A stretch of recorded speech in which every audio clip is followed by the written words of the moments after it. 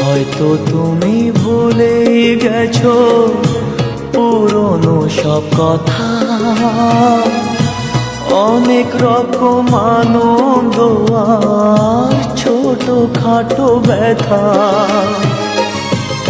এই মাঝে পেরিয়ে গেছে অনেকটা বছর, অনেকটা বছর।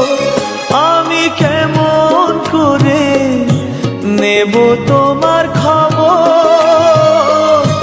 তোমার ভালোবাসা তুমি নিজের হাতে দিয়ে গেছো কবর।